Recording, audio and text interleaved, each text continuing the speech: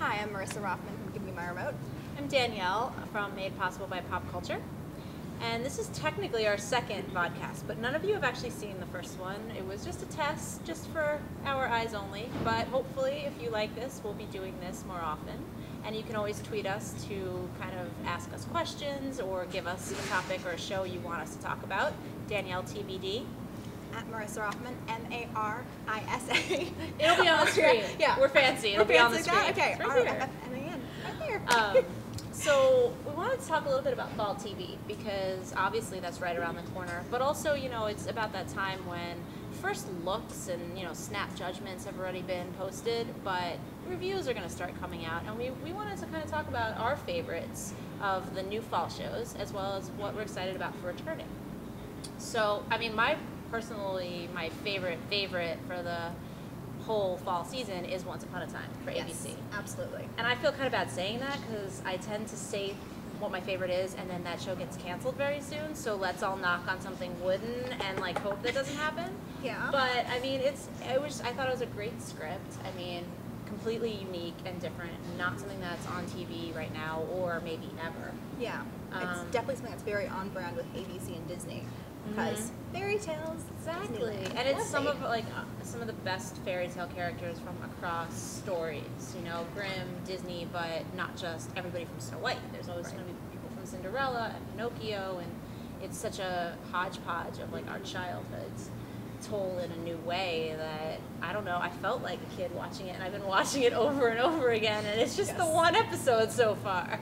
Yeah, it's also very utterly charming. And it's you don't see a lot of charming shows on television these days, and it's just one of those things that you watch, you kind of get into that entire world, and you're just like, wow, yes, there are layers and there are mythology questions, and there are many things you'll be wondering after you watch the pilot, but it's good stuff, and for me, it's just I watched this, and I liked these characters. I wanted to know where they're going to go and how this is going to work out, and it made me feel like a child again, and I liked that. Yeah, oh, definitely. And it's one of those, you said, you kind of feel like you're completely in that world, and I think that's really important because for so long TV was such a passive thing.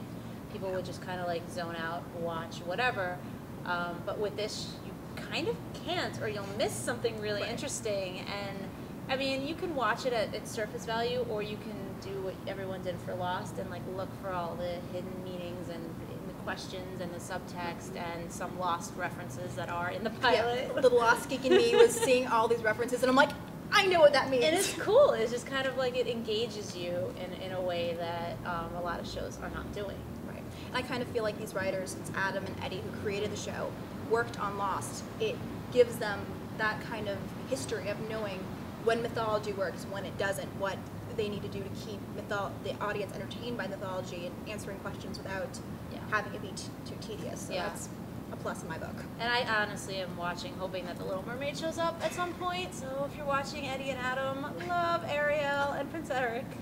Just throwing that out there. Just wanted to put that in the world. Oh my god, that would be hilarious. It's my favorite princess, and they did say that nothing's really off limits. Yeah. Obviously if it fits the story, that's one thing. That might not fit their story. Right. But, just wanted to put my 2 cents into the universe. Speaking of charming shows, I love Heart of Dixie. Yes, me too. I was surprised, honestly. I wasn't sure if I would like it, but I feel like it's, as much as Friday Night Lights made me want to live in a small town in the South, I feel like Heart of Dixie does too. Because it's that mentality of we all know our neighbors, we're all nice to our neighbors, everything is sweet and sunny, and I don't know, there's just something about it that it's so far removed from LA life. Yeah, it's I've never been to that kind of environment. I've never lived there. I've lived in a city for most of my life. So to see that kind of, the culture they have there, and just everything about it, I'm just I want to go there. I want to spend time on a vacation, and I want to be stuck in the mud. No, I don't want to be stuck in the mud. I feel like it's part of the experience. I don't need it for every day, but I can understand her frustration. Right. And it's I can relate to her because she's a big city girl. Right. Out of the water. So it's not we're just going straight into this town, which I'm sure would be lovely as it is, but we can see her frustrations and her issues with that, and I found it utterly charming, and I was really genuinely surprised by it, because I thought I would like it and enjoy it, because I like her and I like the people who write it, but I saw it and I'm like, this is lovely. Yeah, I think you kind of hit it on the head. Like the fact that she is taken out of what she knows and plunked into this world and is so easily integrated. Like they accept her right away and they're so welcoming, except for that one doctor, but whatever. Gotta be conflict.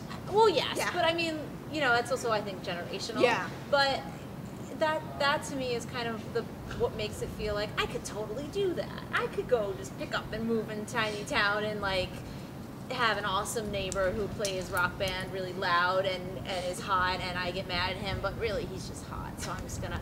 That's unprofessional. I shouldn't have said that.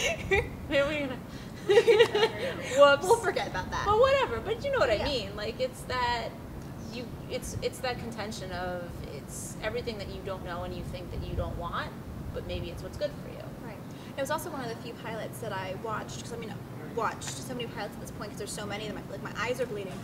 But but it seems like that was one of the few where there was actually a twist in the pilot that I didn't see coming. And I'm not talking about in terms of her character. I was talking about something else about other characters. Yes. And I was like, wait. Well, they've talked about that. I think people know. Oh, do they? Because I didn't. Well, they talked about it at TCA, and I definitely wrote about it already. Okay. You mean Levon Yeah. and Jamie King's character Yeah. Lemon, right? Yes. And I was surprised Well, I by didn't know how that much too. it was written on Twitter. That's why I was like, I didn't know how much it had Right. actually been out there. But when I watched it, I was like, oh, well done. Yeah. I didn't see that coming. It wasn't Right. like something blatantly hit you over the head, like, oh, Right. wait, maybe this is coming, maybe this is coming. Right. Oh, there it is. So if you don't know what it is, you'll definitely want to watch and find out, because it's surprising when you see it. One thing I actually was a little disappointed about was my lack of attachment to the new comedies. There were a few that had promise. I did laugh out loud at the original version of Up All Night, because there were a couple moments where I'm like, oh my god, that's going to be me in 10 years or whatever. But most of the comedies were just there, or borderline, no, seriously, gets away from you before I hit something. Well, there were those. I mean, I do think, part of it is they did reshoot a few of them, so Yeah. hopefully when we see the new ones, if we laughed out loud a few times, we'll laugh out loud even more. You know, I did like Up All Night. I also really liked Suburgatory for ABC. But one of the things that I noticed is, 2 years ago, I felt this way about a lot of the comedies. I just felt like the pilots were okay, but they were a little broad.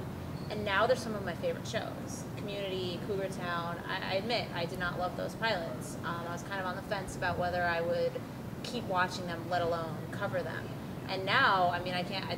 Those are the shows I love writing about the most. I felt that way about Raising Hope last year. I kind of was Yeah. not really fond of the pilot. That's true too. I like the cast. I liked the idea, but the pilot was just a little bit too much for me, and now I adore it. And comedies are are the kind of genre that I will allow.